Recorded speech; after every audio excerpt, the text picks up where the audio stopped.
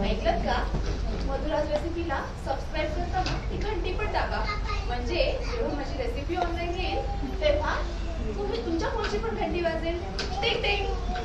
चला तर मग आज महिला दिन विशेष मी एकदम भन्नाट अशी मस्त अशी एक स्वीट डिश घेऊन येते तुमच्यासाठी. करूया सुरुवात? अरे बापरे, प्रेक्षकांमधून मला एकदम नकार घंटा येतोय. आज महिला दिन, आज आराम करायचा आहे, आज आपले छंद जोपासायचे. काही हरकत नाही, आज आपले छंद जोपासूया. काय करणार? मुळात पाककला हाच माझा छंद. कदाचित म्हणूनच या प्रवासाला सुरुवात झाली असेल.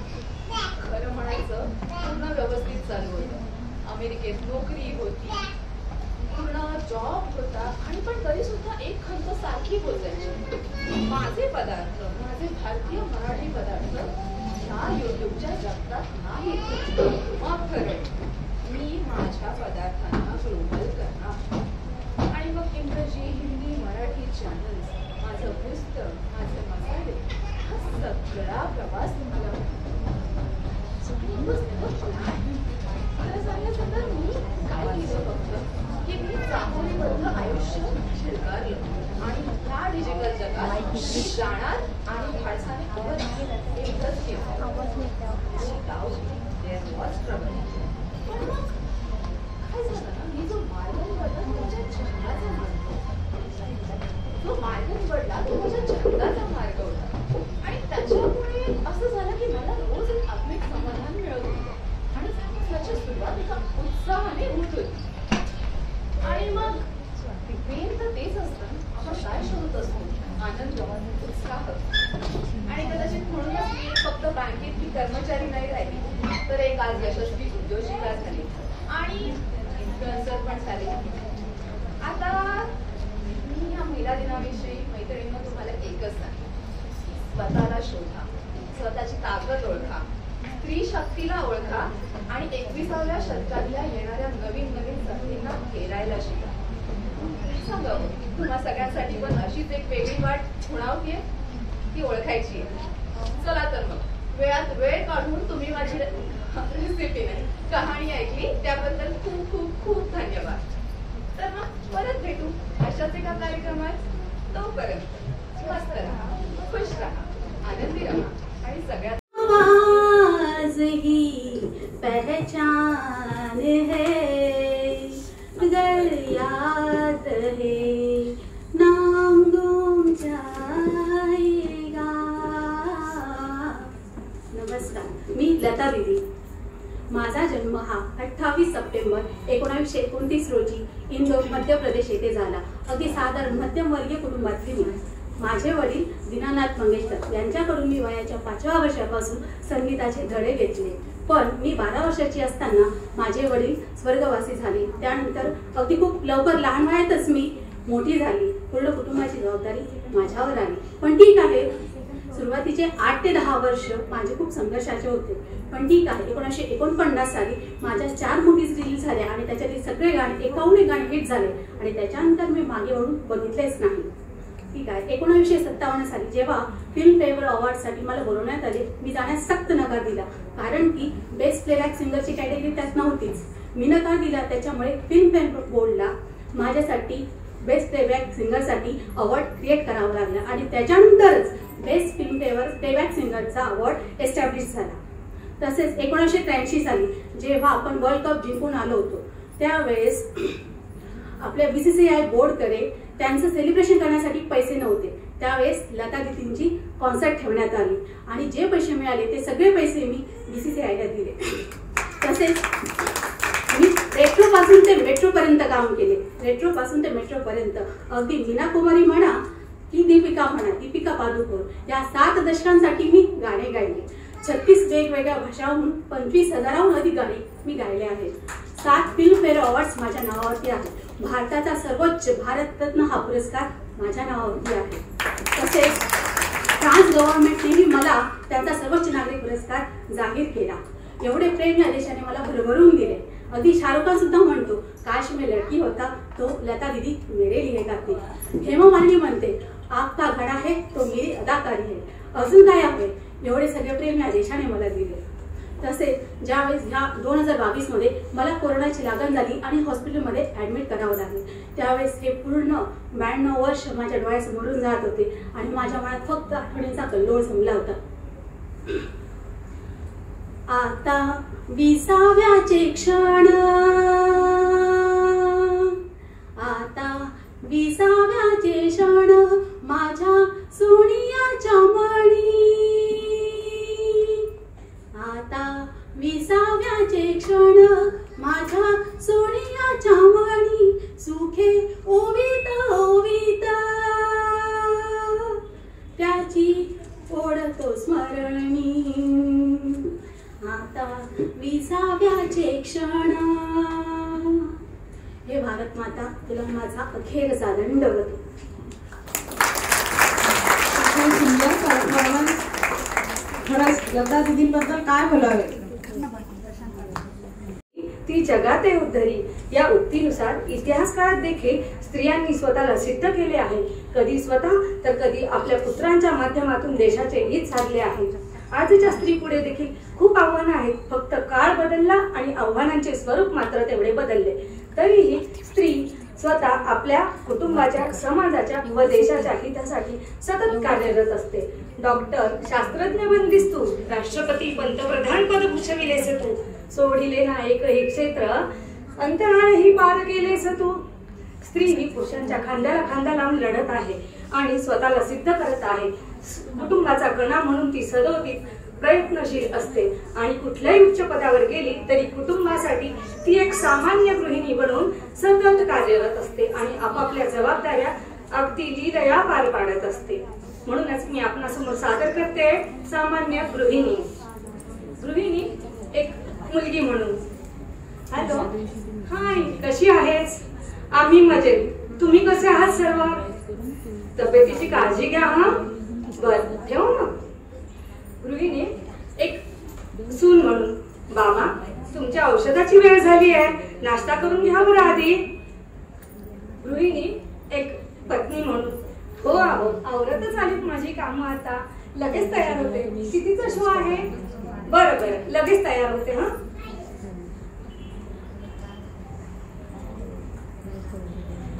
चला. गृहिणी एक आई म्हणून, बस कर बाळा, आता किती मोबाईल बघशील, खूप वेळ झाला, परीक्षा तोंडावर आल्यात, अभ्यासाला बस बरं आता. हो, हे सम ना, sine square theta plus cos square theta is equal to 1 ही ट्रिग्नोमेट्रिक आयडेंटिटी यूज कर. हो बरोबर. आणि लवकर अभ्यास संपव आणि दूध पी. संध्याकाळ झाली, दिवे लागणीची वेळ झाली आहे. आता आपल्याला शुभम करोती आणि रामरक्षा देखील म्हणायची आहे. मी माझ्या मैत्रिणीकडे जाऊन येते जरा. गृहिणी एक मैत्रीण म्हणून, दिवसभर घरची कामं करून उभं घालाय, कंटाळा येतो, थोडा वेळ जरा बाहेर जाऊन येऊ, येताना भाजी पण घेऊन येऊ. अरे किती पसारा करून ठेवलाय हा. चल बाई, आवरते पटापट, पुन्हा रात्रीच्या जेवणाची पण तयारी करायची आहे. इति सामान्य गृहिणी.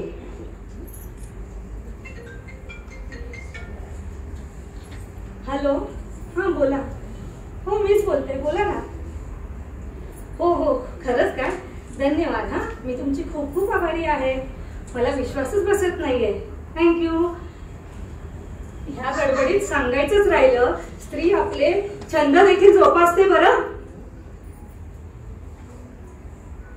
सायंकाळी क्षितिजावरती मंदपणे मी करते लुकलुक, सायंकाळी क्षितिजावरती मंदपणे मी करते लुकलुक, शांत राहुनी सभोवतालचे बघते मी कौतुका, शांत राहुनी सभोवतालचे बघते मी कौतुक, अफाट पसरले गगनवरती विशाल खाली पसरे धरती, या सृष्टीची सुता मी लाडकी, या सृष्टीची सुता मी लाडकी, चमकते क्षितिजावरती, चमकते क्षितिजावरती. शांताबाईंच्या या चांदणीप्रमाणे मी ही येवलूशी टिपूर चांदणी अगणित क्षमता असलेली असामान्य स्त्री. धन्यवाद. याचा विषय आहे ऑनलाईन शेवटची मीटिंग.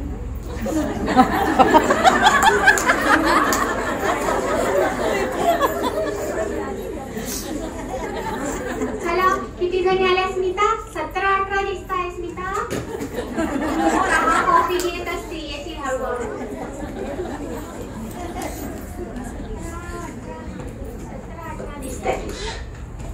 बरं, आता आपले बरेच कार्यक्रम ऑनलाईन झाले. आता कोरोनाही बऱ्यापैकी संपत आलाय. तर मी कॅलेंडर बघितलं आहे आणि महिला दिन आपण एक ऑफलाईन सादर करू शकतो. पण 8 तारखेला ना मंगळवार आहे, आपण रविवारी 6 तारखेलाच महिला दिन करून घेऊया. काय बोलता सगळ्या? चालेल ना? पण नंतर परत 10वी 12वीच्या परीक्षा आहे, मग ही म्हणे मी नाही, ती म्हणे मी नाही. नको, करून घेऊ. बरं, मी काय म्हणते, कल्पना आली ना? हा ठीक आहे. कल्पना, तुझ्या जोडीला ना शुभांगी भुरेला घे. शुभांगी भुरे आहे ना? आणि प्राजक्ताला घे आणि रांगोळीचं तेवढं बक्षीस. दीपाली वाणी, एक काम कर, तू निवेदन करशील आणि तुझ्या जोडीला घे कोणाला तरी. अर्चनाला घे. अर्चनाला आहे का?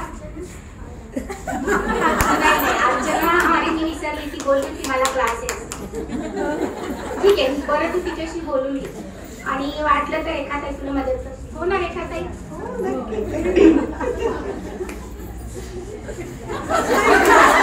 मला थोडीशी धुळीची अलर्जी झाली.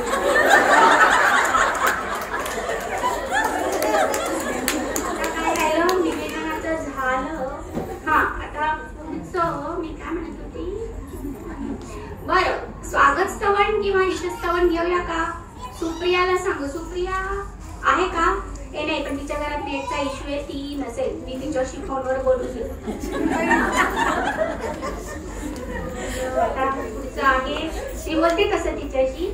बरं, नूतनताई, रजनीताई, आले बाई, तुम्ही एंट्रीला बसा. एवढ्या वर्षात तुम्हीच करता हे काम, चांगलं करता तुम्हीच करा. ठीक आहे?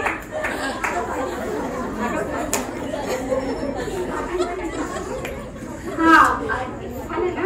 बरं, मी सांगते ना, मी तयार करून बोलायचं. पाटील बाई कुठे? पाटील बाई आले. ऐका ना, आपलं बोलणं झालं तर तुम्ही मागे बोलले होते ना मी नाश्त्याचं, तेवढं बघा नाश्त्याचं. ठीक आहे? शोभाताई, तुम्ही प्रश्नमंजुषेचं बोलल्या होत्या ना शोभाताई, त्या तयारीत राहा तुम्ही. आता काय राहिलं, खण साडीचे बक्षीस. हा, रेखाताई, तुम्ही खण साडी आणि ऑक्सिडाइज ज्वेलरीचं सरप्राईज बक्षीस देणार आहे, ते तुम्ही बघा. आणि ब्रॅकेट मध्ये आहे, नवीन अध्यक्षांकडे लक्ष द्या. ठीक आहे? शीतल कोठावदे, तू येणार आहे ना काही कार्यक्रमाला? शीतल आणि स्मिता तलवारे, वाटलं तर दीपाली चिंचोलेला मदतीला घ्या बक्षिसाचं, ते तुम्हाला मदत कर. आता काय राहिलं, आता बक्षीस वाटप झालं. हा, बक्षीस द्यायला मनीषाताई अमृतकर आल्या तर त्या, बदामताई, प्रतिभा, परत अजून कोणी आहेत आलेलं? नाही, थांबा, दुसऱ्या कोण आलेलं ताई आज तर नाहीये. बदामताई काल नाही म्हटलं तर मी बाहेर जाणार आहे असं. मनीषाताई देतील बक्षीस. हा, स्वाती येवले आहे ना, स्वाती येवले ठीक आहे? आणि लहान मुलं ट्रे मध्ये देतील, तुम्ही तसे बक्षीस वाटून टाका. मंजुषा 22 का लहान मुलांना शांत ठेवायचं काम तुझं. बरं, मंजू तू आभार प्रदर्शन करशील. आणि हो दीपाली, ते संपायच्या आधी ना 5 मिनिटं मला देशील बोलायला. ठीक आहे? अजून कोणाला काही शंका आहे? नाही ना? वेल, गेट सेट गो. थँक्यू.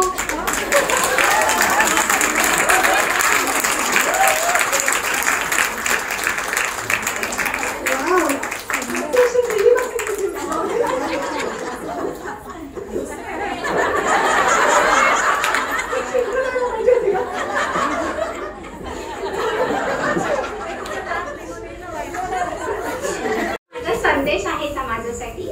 एकच इच्छा होती की कोरोनामध्येही समाज आपला जोडलेला असावा. कुटुंब झाडाच्या फांद्यांप्रमाणे असतं आणि आपण सर्व वेगवेगळ्या दिशेने वाढतो, तरीही आपली मुळं एकसारखीच असतात. सुखदुःखात आपल्या सोबत असतो तो समाज, संकट काळात मदतीचा हात देतो तो समाज. कौतुकासाठी शाबासकीची हाक देतो तो समाज, खचलो तर सावरायला पुढे येतो तो समाज, करोनाला हरवण्यासाठी मदतीला येतो तो समाज. म्हणून आपण सगळे मिळून करोनाला हरवूया, त्याला एकीने लढायला सगळ्यांना आश्वासन देऊया, आपल्या समाजाला विखुरण्यापासून वाचवूया. सुवसुदेवम समाजम.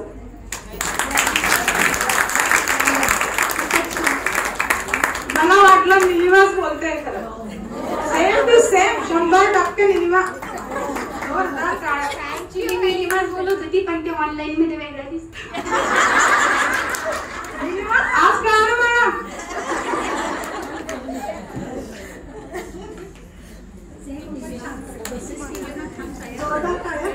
आपल्या अध्यक्ष निलिमासाठी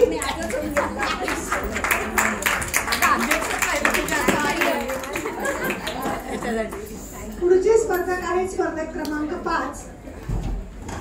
कवयित्री मनात आला आणि तो प्रत्यक्षात उतरवून बघूया म्हणजे. आता तुम्हाला प्रश्न पडला असेल, स्वतःला साकारणारी ही कोण? अहो, प्रत्येकाची वेगळी आवड, प्रत्येकाची वेगळी रुची, प्रत्येकाची वेगळी आवड, प्रत्येकाची वेगळी रुची, सर्वांना वयोमानानुसार हाय हॅलो आणि नमस्कारच्या प्रेमी मेतकरची. मैत्रिणींनो, तुम्हाला आता कळलंच असेल ना मी कोणते? बरोबर, मी कवयित्री प्राची मेतकर, नावारूपाला येऊ घातलेली. आता तुम्हाला पुढचा प्रश्न पडला असेल की मी कवितेकडे वळली कशी? तर मैत्रिणींनो, माझ्याही नकळत मी कवितेकडे वळले.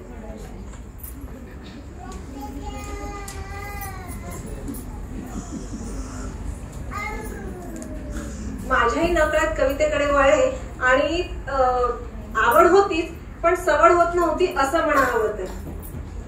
कोरोनाच्या काळात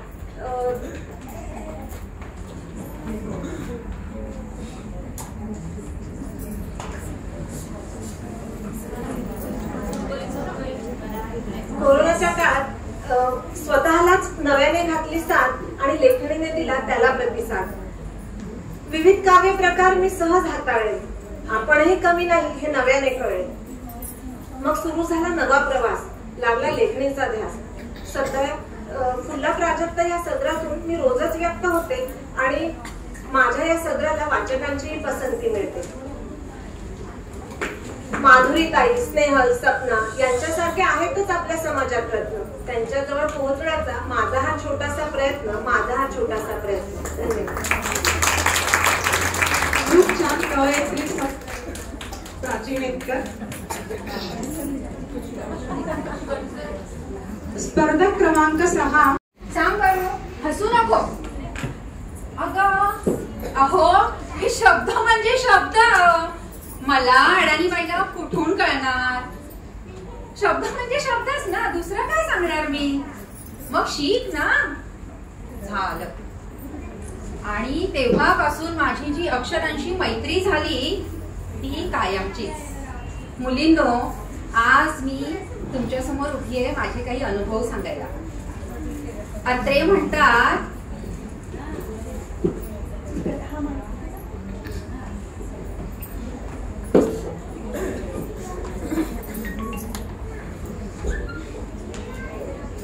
अत्रे हो प्रल्हाद केशव, ते म्हणतात आजीबाई आता पूर्णविराम द्या.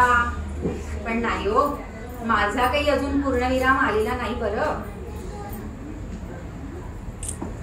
आता म्हणे सोडून जातो नाथ माझा, आता गवणाला बाहू देवराजा.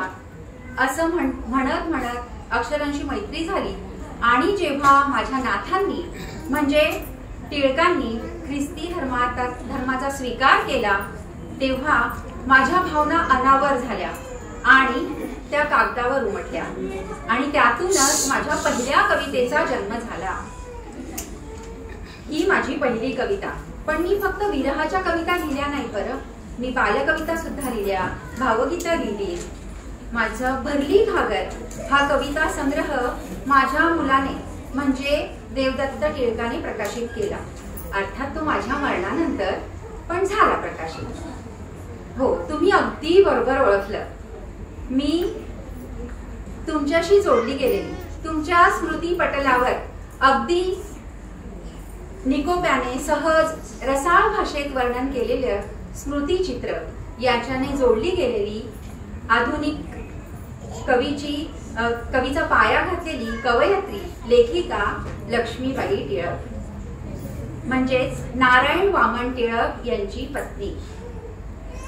रेवरंट हा शब्द लावला होता बरं त्यांनी, ते कवी होते, पण त्यांचे अनुभव त्यांची हुशारी माझ्या चरित्रातून यावी म्हणून स्मृतिचित्र मी हा पहिलं आत्मचरित्र मराठीतलं माझ्याकडून लिहिलं गेलं आणि तुम्ही सर्व त्याचे गुणगान गातात. त्यानंतर मी ख्रिस्तायन हे टिळकांनी सुरू केलेलं, फक्त 10 अध्यायापर्यंत लिहिलेलं होतं, पण त्यात मी 64 अध्यायांची भर घातली आणि ख्रिस्तायनासारखं महाकाव्य पूर्ण केलं. आज मला माझं साहित्य बघताना खूप आनंद होतोय. तुम्ही सर्वजण माझं स्मृतिचित्र वाचतात, भरली घागर वाचतात. माझं करंजातला मोदक ही कविता खूप प्रसिद्ध झाली आणि तेव्हा मला कवयित्री म्हणून प्रसिद्धी मिळायला लागली.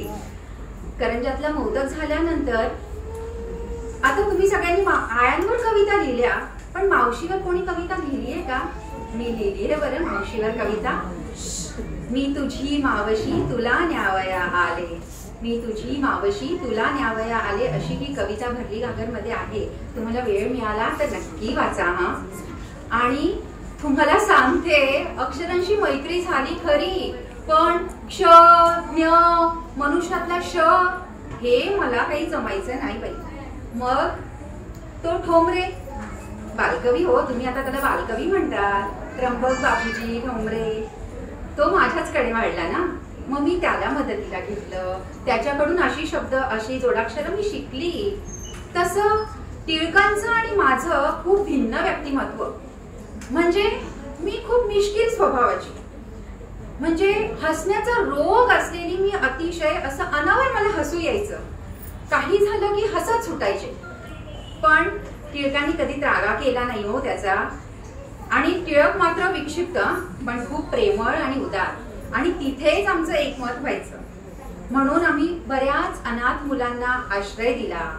तारासारख्या मुलीला तर आम्ही आमचं आडनाव सुद्धा दिलं. देवदत्त बरोबर तिलाही वाढवलं आणि अशा अनेक मुलांना आम्ही वाढवलं. तर आणि माझं साहित्य प्रसिद्ध करण्यासाठी कोल्हटकर, पाटणकर यांनी खूप मदत केली बरं, खूप मोलाचं सहकार्य केलं. आता हे सगळं बघताना ना, मागे वळून बघताना खूप आनंद होतोय. आणि तुम्हाला सांगते, ज्यावेळी महिला बाहेर पडत नसत, म्हणजे 1933 ला मी कवी संमेलनाची स्वागत अध्यक्षा झाले आणि मला प्रल्हाद केशव अत्र्यांनी साहित्य लक्ष्मी म्हणून गौरवलं. खूप अभिमान वाटतो हो, मला खूप अभिमान वाटतो. आणि मुलींनो, आता तुम्ही इथे महिला दिनाच्या निमित्ताने जमल्याय, तर मला तुम्हालाही सांगावंसं वाटतं, मी सुद्धा ख्रिस्ती धर्माचा स्वीकार केला. खरं तर माझं घराणं खूप कर्मठ बरं, गोखल्यांचं. म्हणजे माझं पूर्वीचं नाव मन्न कर्णिका नारायणराव गोखले, म्हणजे अगदी तिखट पिठाला धुवून घेणारे बरं, पण म्हणजे सोहळ्यातले. पण मी सुद्धा म्हणजे काही टिळक गेले ख्रिस्ती धर्मात म्हणून मी गेले नाही बरं. मी 5-5.5 वर्ष त्या ख्रिस्ती धर्माचा अभ्यास केला आणि त्यानंतर मी ख्रिस्ती धर्माचा स्वीकार केला. परंतु तुम्हाला सांगते हा मैत्रिणींनो, मी काही माझी नऊवारी सोडली नाही की कुंकू सोडलं नाही. हा, एका मॅडमला वचन दिलं म्हणून नंतर मी ते सोडलं, पण मी माझं साहित्यही सुरू होतं. आणि टिळक गेल्यानंतर खरं तर माझी लेखणी माझी खूप मोठी सोबतीन होती बरं, आणि म्हणून मी एवढं साहित्य निर्मिती करू शकले. तर तुम्ही सुद्धा मैत्रिणींनो, तुमचं जे आयुष्य आहे ना, मला एक सांगावंसं वाटतं हा, तुम्ही सुद्धा तुमचं आयुष्य असं तावून सुलाखून कुठल्याही गोष्टीचा अभ्यास करून मग त्यावर विश्वास ठेवा, अंधानुकरण करू नका हा. एवढंच मला आजच्या दिवशी तुम्हाला सांगायचं आहे. आणि मी आता तुमची रजा घेते. आज तुमची मावशी बनून मी आले तुमच्या जवळ. तर मला तुम्हाला 2 ओळी म्हणाव्याशा वाटतात माझ्याच भरली घागर मधल्या. ही भरली घागर तुझ्या शिरावर बाळे, ही भरली घागर तुझ्या शिरावर बाळे, तू उभी कुठे लागले तव डोळे. हे प्रौढपणाचे ओझे फेकून देऊ, हे प्रौढपणाचे ओझे फेकून देऊ. सुचतील तेवढे खेळ मजेचे खेळू, सुचतील तेवढे खेळ मजेचे खेळू.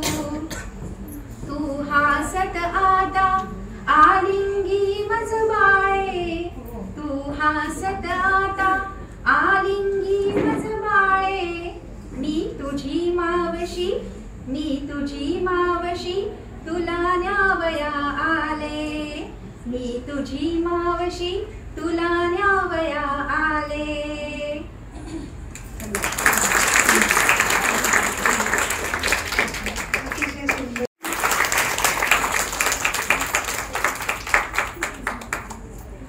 सर्वांना माझा जय श्री कृष्ण.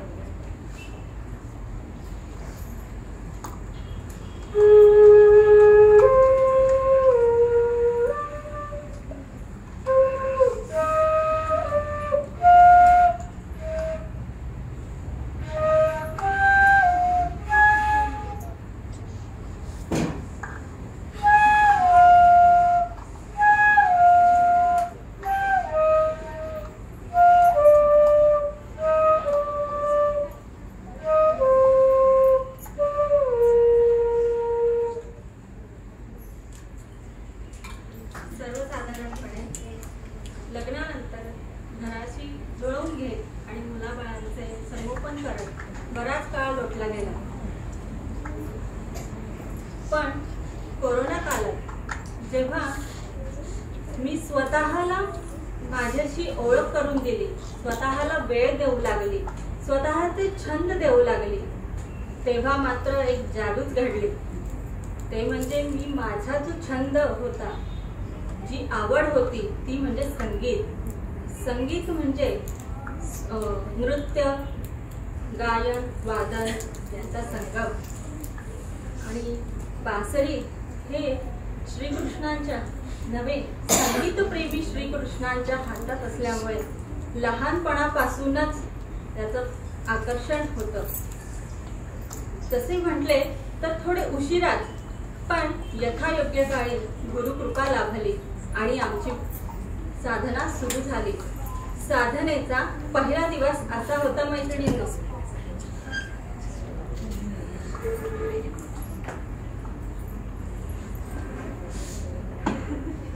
अशी दमछाक झाली. मग आला पहिला आठवडा.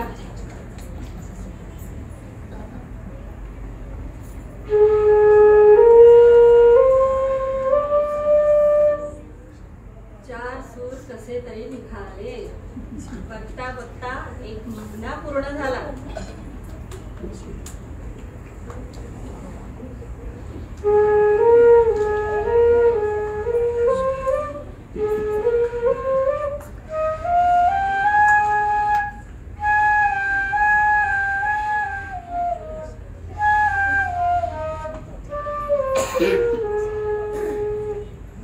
श्वासावर नियंत्रण ठेवत आणि रियाज वाढवता एक संगीतातली धून पूर्ण वाजवता आली.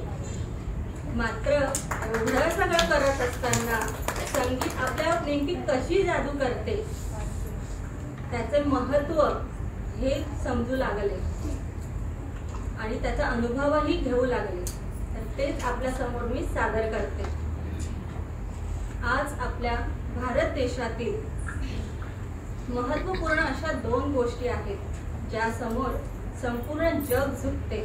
ते म्हणजे आपले अध्यात्म आणि आपले अभिजात शास्त्रीय संगीत. शास्त्रीय संगीत जेव्हा कानावर पडते तेव्हा आपोआपच तणावाचे उत्सर्जन होऊन मनाला शांतता मिळते आणि ध्यान अवस्थेची अनुभूती मिळते. या संगीत हे कसं सध्याची जी तणावपूर्ण वातावरण आहे, मग ती विद्यार्थी दशेतील मुले असो, तरुण मुले असो, अगदी नोकरी करणारे स्त्री पुरुष असो, या सगळ्यांसाठी एक निरोगी जीवन जगण्यासाठी भारतीय शास्त्रीय संगीत हे संजीवनीचे काम करते.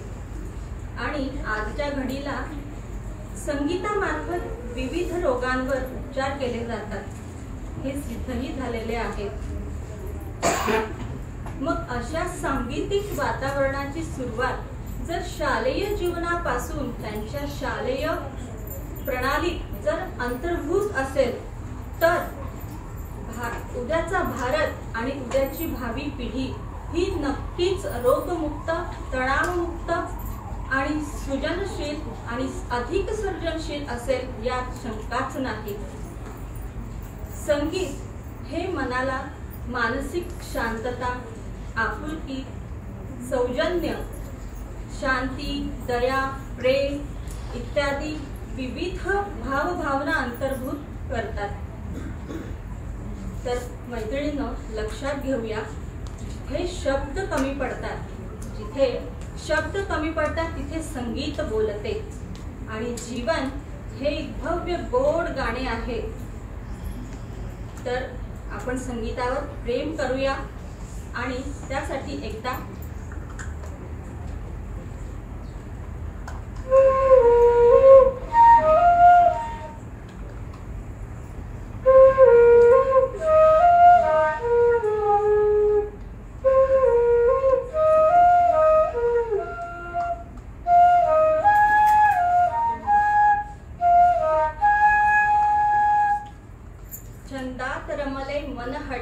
छंदात रमले मन हट्टी, आनंद माझ्याच मुठीत, आनंद माझ्याच मुठीत.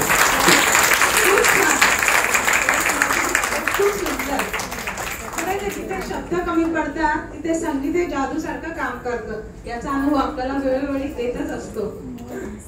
आता पुढचे स्पर्धक आहेत स्पर्धक क्रमांक 8 पूर्ण ब्रह्मच्या जयंती कठाळे. नवता सोपा प्रवास स्कर्ट ते नऊवारी, नवता सोपा प्रवास स्कर्ट ते नऊवारी चालू आहे. होय, तीच मी जयंती कठाळे. आज तुमच्यासमोर माझा स्कर्ट ते नऊवारीचा प्रवास सांगण्यासाठी आलेली आहे. खरोखरच सांगताना मला खूप आनंद होतोय. 2012 साली मी जेमतेम 20 जणांना बसता येईल असं एक पहिलं उपहारगृह उभारलंय. त्यानंतर म्हणजे मला ही जाण केव्हा आली, जेव्हा मी IT क्षेत्रात परदेशामध्ये जेव्हा वेगवेगळ्या ठिकाणी मी व्हिजिट करायला जात होते, तर तेव्हा मला खाण्यापिण्याचे खूप जास्त हाल होत होते. तेव्हा असं वाटलं की आपलं महाराष्ट्रातलं मराठमोळं जे जेवण आहे, वरण भात, पुरणपोळी प्लस थालीपीठ, हे सगळं कसं म्हणजे साईडला पडत चाललंय. पिझ्झा, बर्गर, इडली, सांबर हे सगळं खाऊन पोट तर म्हणजे टेम्पररी भरतंय, पण माझी जी भूक आहे ना पुरणपोळीची, वरण भाताची, त्याच्याने माझं पोट शांत होतंय आणि ते जरा असं साईडला पडल्यासारखं वाटतं. आणि तेव्हाच मला असं वाटलं की पूर्ण ब्रह्मच्या त्या प्रवासाकडे मी चालू लागले आणि त्यातूनच त्याची वाटचाल चालू झाली. आयुष्यात मला असं वाटलं की म्हणजे जेव्हा मी हा प्रवास चालू केला तर तेव्हा माझ्यासोबत शिकवण होती माझ्या आजीची. तिने सांगितलेलं की स्वयंपाकघर हे म्हणजे एक तुझी किचन लॅब आहे, तर त्यासाठी तुला कायम त्याच्यामध्ये एक ॲज अ गृहिणी म्हणून न बघता तुला समोरच्याला काय द्यायचं आहे, त्याला पूर्णत्वास पूर्ण ब्रह्म म्हणजे पूर्ण अन्न दिलं गेलं पाहिजे आणि ते बनवताना तुझं त्याच्यामध्ये पूर्णपणे पूर्णत्वास जाणारे तुझं जे आहे तर ते कौशल्य त्याच्यात पणाला टिकलं पाहिजे. असं ते मी एक लक्षात ठेवलं. प्लस मला पुढे अजून म्हणजे आयुष्यात खूप साऱ्या अशा माझ्या समोर धावपळ आणि खूप संघर्ष करावा लागला, कारण की ते सगळं करताना मी एक लक्षात ठेवलेलं की business is the only a solution in to the society and money is a side part of that business. आणि हे काम लक्षात ठेवूनच मी पुढे काम करत आली. दुसरी गोष्ट म्हणजे ड्रीम हे सगळ्यांनाच बघता येतं, नुसतंच ड्रीम बघायचं नसतं. तर ड्रीम बघताना त्याचं परफेक्ट हे प्लॅनिंग केलं पाहिजे. परफेक्ट प्लॅनिंग करून ते व्यवस्थित असं एक्झिक्यूट करता आलं पाहिजे. एक्झिक्यूट करून ते व्यवस्थित सस्टेनिंग मॉडेलमध्ये आपल्याला त्याच्यासाठी टाकण्यासाठी कायम सतत प्रयत्नशील असावं लागतं आणि त्यासाठी मी कायम प्रयत्नशील असते. दुसरी गोष्ट म्हणजे हे करताना मला खूप संघर्ष करावा लागला, कारण की मी एक आई होती, एक म्हणजे एक आई होती, एक हे पण गृहिणी होती आणि एक सोशल संस्थापक पण होती आणि एक ॲज अ IT क्षेत्रात काम करणारी महिला पण होती.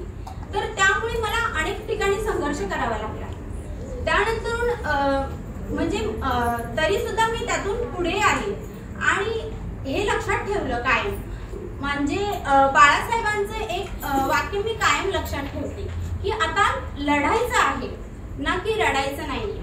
आणि दुसरी गोष्ट म्हणजे जॉनी वॉकरचं पण दुसरं वाक्य आहे की कीप वॉकिंग, म्हणजे तुम्ही कायम सतत चालत राहा. म्हणूनच मी ह्या दोन्ही वाक्यांना धरून एवढंच सांगेन की आता लढायचं आहे, रडायचं नाहीये आणि कीप वॉकिंग, कायम चालत राहायचं आहे. म्हणूनच मी पूर्ण ब्रह्मसारख्या ह्या संस्थेला पुढे घेऊन जाण्यासाठी आणि जिथे जिथे त्याची गरज आहे तर ते उभारत आहे. धन्यवाद. कंटकांचे झाले तुझ्याच ज्ञान कवडशाने, आज लख आकाश लेकींचे, आज लख आकाश लेकींचे. संघर्ष तुझ्या जीवनाचा झेप घेण्या शिकवितो, सावित्रीच्या लेखी म्हणून अभिमानाने मिरवतो, अभिमानाने मिरवतो. मोठा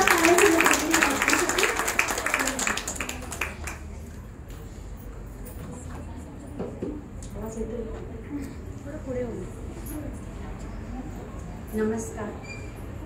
म्या सावित्रीबाई ज्योतिबा फुले.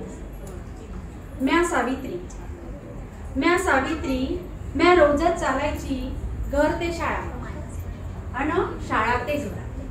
म्या सावित्री रोजच चालायची घर ते शाळा अन शाळा ते घर. म्या सावित्री म्या रोजच खायची शेण दगड अन शिव्यांचा मार. म्या रोजच खायची शेण दगड आणि शिव्यांचा मार आणि व्हायची रक्तबंबाळ. म्या सावित्री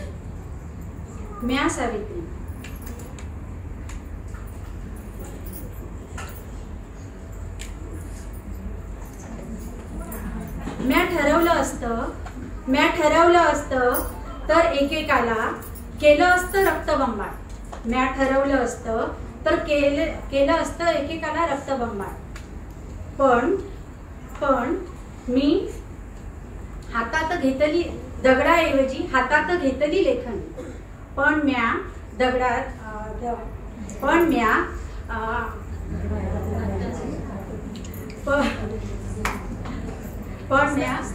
दगडाऐवजी हातात घेतली लेखनी.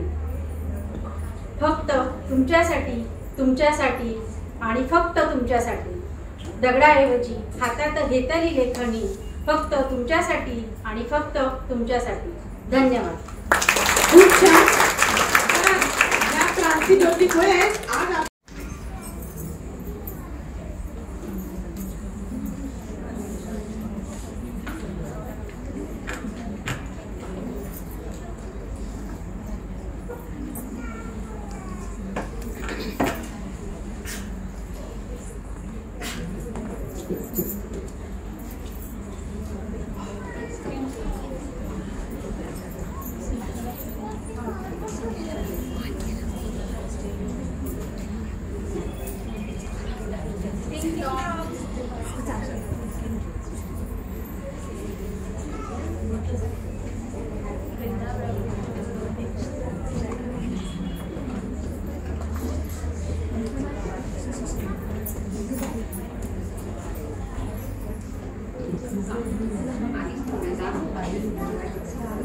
तुझीच पाठ बघत होती.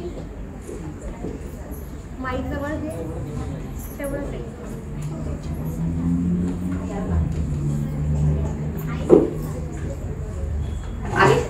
अगं ये, मी तुझीच वाट बघू.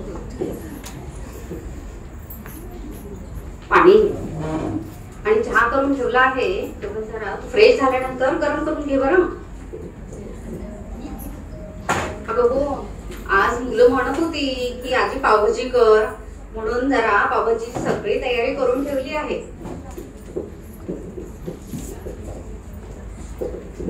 अगं हा नम्रता, तू म्हणत होतीस ना की आता कोरोना नंतर सगळं मोकळं झालं आहे, आई जरा कुठेतरी बाहेर फिरून या आणि फ्रेश व्हाल ना, म्हणून अगं पार्क मधले आम्ही सगळ्या मैत्रिणींनी ठरवलं आहे वन डे पिकनिकला जायचं.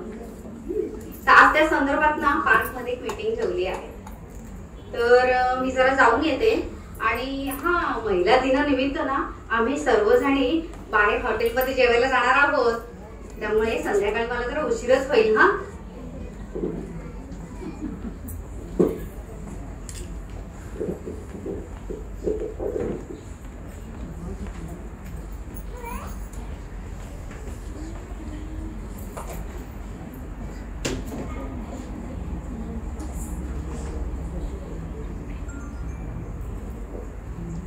काय सखीनो, कसा वाटला संवाद?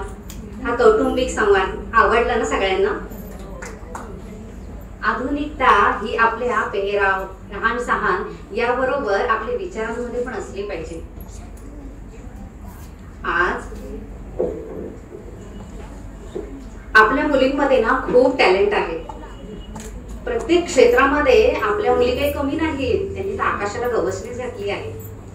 आणि मग हो, आपल्या लेकी सुना ह्या जर आपल्या करिअरच्या माध्यमातून खूप उंच भरारी घेत असतील तर मग त्यांच्या पंखांना आपण बळ नको का द्यायला? पटलंय ना? अहो, आजी आजोबा असताना नातवंडांनी पाळणा घरात करायचं, छान छान चांगलं खाऊ घालायचं, छान छान गोष्टी सांगायच्या. अहो, याच्यासारखं दुसरं स्वर्ग सुख ते काय, बरोबर ना? आणि हे बघा, एका स्त्रीने दुसऱ्या स्त्रीचं मन जाणणं, एकमेकांमध्ये जिव्हाळ्याचे नातेसंबंध निर्माण करणं, हे तर आपणच करायला हवं की नाही? हो, तरच घरोघरी छान मस्त काय होणार आहे, गोकुळ तयार होणार आहे. आणि मग सगळीकडे मस्त प्रेमाचं नंदनवन फुलेल.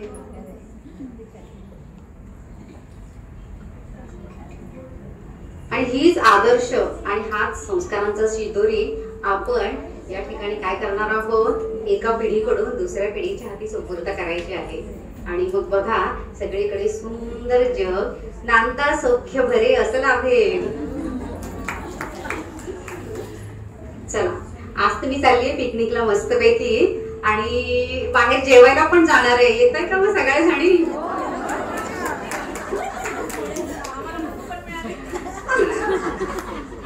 चला सोबत जाऊया. ज्येष्ठ म्हणून मिरवताना वाढतो माझा सन्मान, ज्येष्ठ म्हणून मिरवताना वाढतो माझा सन्मान.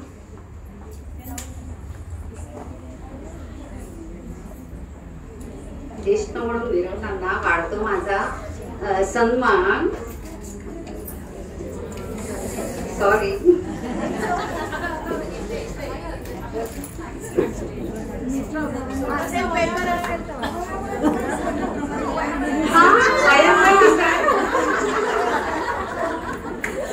ज्येष्ठ म्हणून मिरवताना वाढतो माझा सन्मान, आणि म्हणूनच अभिमानाने बोलते, माझं कुटुंब आहे गुणवान.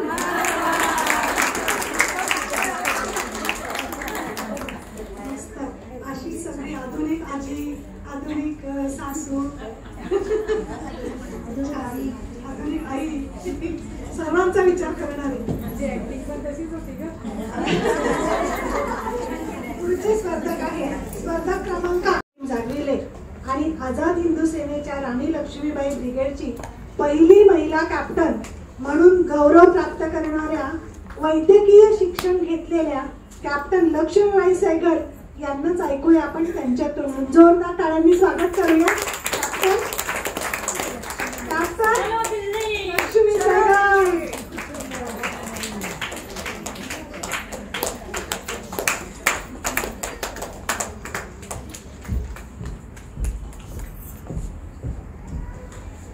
नमस्ते मेरे प्यारे देशवासियों, मैं कैप्टन लक्ष्मी सहगल आप सभी भारतीय नारियों को ये आह्वान करती हूँ कि आप सभी नेताजी सुभाष चंद्र बोस जी द्वारा स्थापित झांसी की रानी रेजिमेंट में शामिल होकर भारत की स्वतंत्रता में अपना योगदान दें। मेरा यह मानना है कि अगर अपने देश को आज़ादी चाहिए तो अगर हमारे अंदर बस इतनी ही इच्छा होनी चाहिए, मरने की इच्छा, ताकि भारत जी सके, इस देश को गुलामी से आज़ादी चाहिए तो नारी शक्ति को एकत्रित होना होगा। पुरुषों के कंधे से कंधा मिलाकर स्वतंत्रता संग्राम में अपना खून बहाना होगा। इतिहास गवाह है, भारत की नारी कभी अबला नहीं है, यह हमें फिर से दिखाना होगा। मैं आप सभी बहनों से ये कहना चाहती हूँ, देश की आज़ादी के लिए लड़ो और आज़ादी का सपना पूरा करो। और इसलिए मैं आप सभी को ये आह्वान करती हूँ कि आप सब मिलकर, हम सब मिलकर चलो दिल्ली का नारा लगाए और भारत की स्वतंत्रता में अपना योगदान दे। जय हिंद, वंदे मातरम।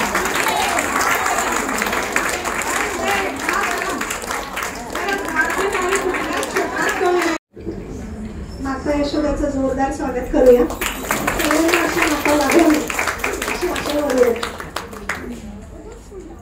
श्याम, माझा गुणी बाळगो, काही चुकले की माझ्याजवळ माफी मागणार, समजावून सांगितले की समजणार, असा माझा गुणी बाळ श्याम। अशा श्यामची मी एक गंमत सांगणार आहे हा।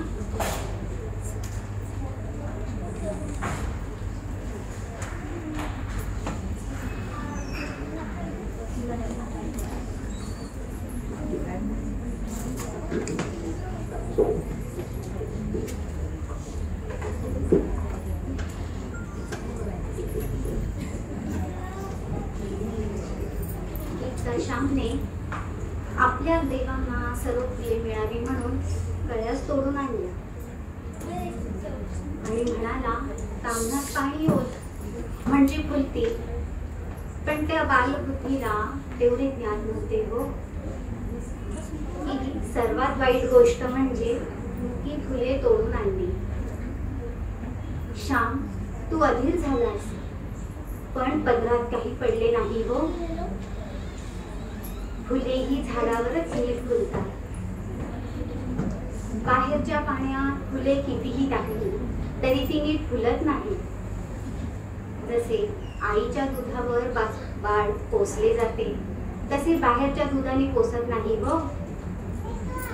घरच्या साध्या अन्नाने जशी पुष्टी होते तसे खानावळीच्या दुधातुपाने होत नाही। श्याम, सर्वी फुले आपल्या देवाला मिळावी असे वाटू नये हो, ते देवाला आवडणार नाही।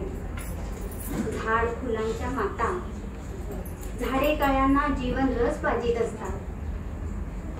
फुलझाडे फुलांना वाढवितात, फुलवितात, गंधमय रसमय करतात। झाडाच्या मांडीवरच कळ्या नीट उमलतात हो। श्याम, अर्धवट फुललेल्या कळ्या कधीही नीट उमलत नाही, तसे अर्धवट केलेली कामे नीट फुलत नाही, फळत नाही। जगात अर्धवट काही नको, जे करशील ते नीट नित्य संपूर्ण आणि यथासांग कर हो। उशीर लागला तरी हरकत नाही, बरं का श्याम? फुलांना नीट फुलू दे आणि नीट त्यात उमलू दे, अशी फुले तोडू नको हो कधी।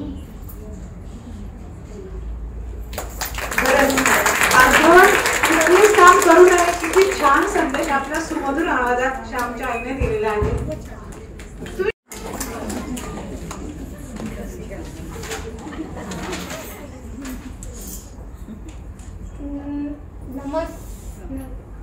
नमस्ते।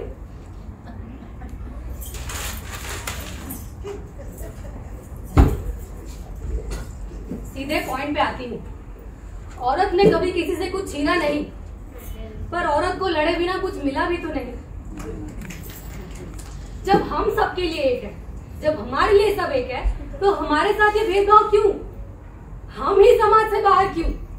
अरे हमारे बिना तो स्वर्ग भी अधूरा है। मैं गंगूबाई काठियावाड़, प्रेसिडेंट कामाडीपुरा। इज्जत तो देनी पड़ेगी।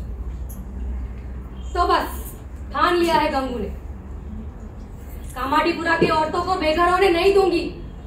कामाडीपुरा के बच्चों को शिक्षा का अधिकार देकर ही रहूंगी और समाज में इज्जत से जीने का अधिकार मैं लेकर ही रहूंगी।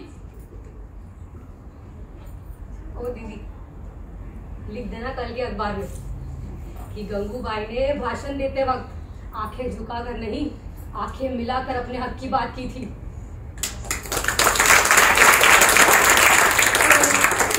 जब शक्ति, संपत्ति, सद्बुद्धि ये तीनों ही औरतें हैं, तो इन मर्दों को किस बात का गुरूर?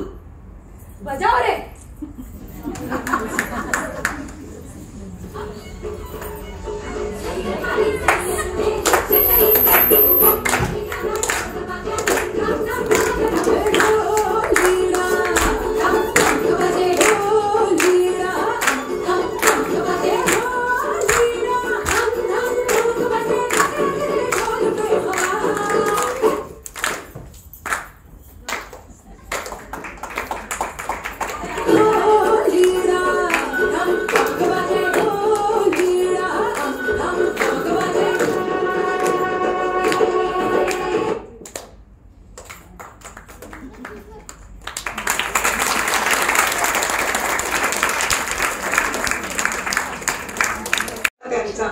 जणू सदा फुललेला मोगराच अशी स्वरसम्राज्ञी लता दिदीचे मनापासून स्वागत.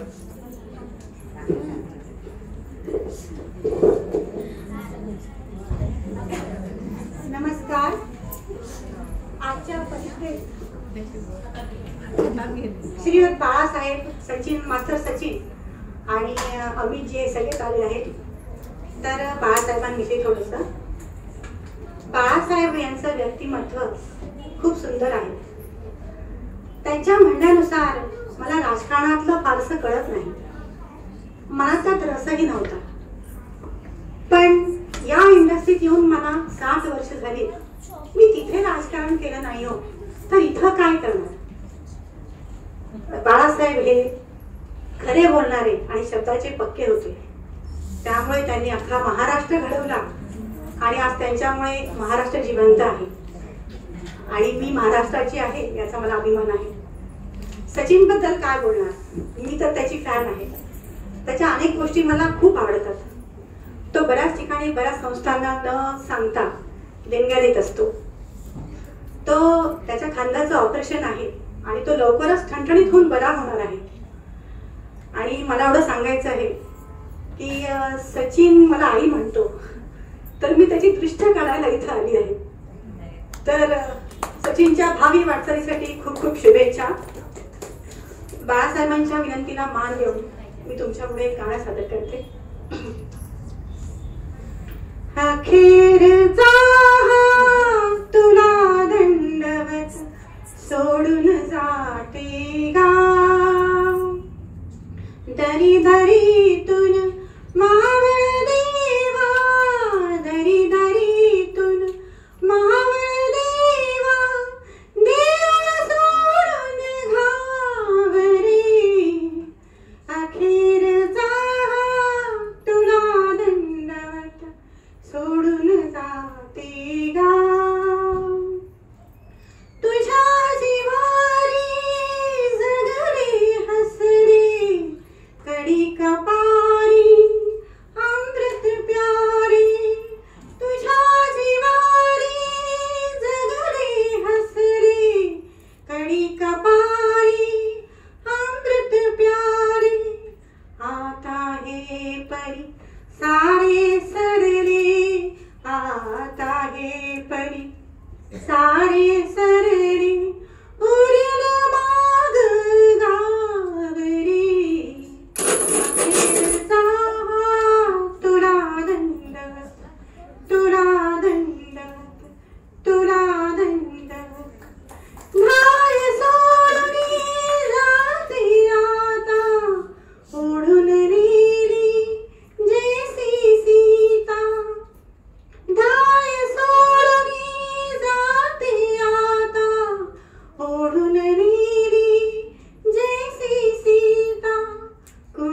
उरला वाणी आता, कुणी न उरला वाणी आता, धरती देग ठावरी, अखेरचा तुला दंडवत, तुला दंडवत, तुला दंडवत. मी खूप लहान असताना आम्ही भावंड पोरके झालो. आईची आणि भावंडाची जबाबदारी माझ्यावर पडली. खूप लहान वयात मी 13 वर्षाची असताना चित्रपटसृष्टीत पाऊल टाकलं. तिथून जो प्रवास होता तो खूप खडतर आणि संघर्षमय होता. आम्ही सगळे भावंड एकमेकांवर खूप प्रेम करणार होतो. अगदी अशातला तर 7-8 महिन्याची असताना मी शाळेत घेऊन जायची. मास्तर एकदा ओरडली त्याच्यानंतर मी शाळेत पुन्हा गेलीच नाही. अशा प्रकारे आमचा प्रवास अतिशय संघर्षमय होता. आणि त्याच्यानंतर मी 60-70 वर्ष अशा परिस्थितीत, म्हणजे माझ्या 12 वर्ष मला सायनसचा त्रास होता. माझ्या नाकातून पण रक्त यायचं. आणि अशा परिस्थितीत मी 60-70 वर्ष लोकांच्या मनावर राज्य केलं. मला स्त्री असल्याचा अभिमान आहे. आणि मला हे सांगाविषयी वाटते की आई ही संस्कार देते, वडील संघर्ष करायला शिकवतात आणि बाकी सगळं दुनिया शिकवते. धन्यवाद. Nirmala Sitharaman, a first full-time female finance minister of our country. She born on 18th August 1959. She is an Indian economist and politician serving as the current Minister of Finance and Corporate Affairs of India. Nirmala Sitharaman त्या एक finance minister आहेत. त्यांनी चांगली अर्थव्यवस्था सांभाळली आहे. त्या भारताच्या सर्वात प्रथम पूर्ण वेळ अर्थमंत्री आहेत. आणि त्यांचं शिक्षण MPhil झालेलं आहे. त्या तामिळनाडूमधून रहिवासी असून त्यांनी अत्यंत 4 वेळा अत्यंत चांगल्या रीतीने भारताची अर्थव्यवस्था सांभाळली आहे. आणि ह्या आजच्या कोरोना काळात देखील त्यांनी अत्यंत महत्त्वाचे योगदान दिलेले आहे अर्थव्यवस्था सांभाळून. धन्यवाद. छान जोरदार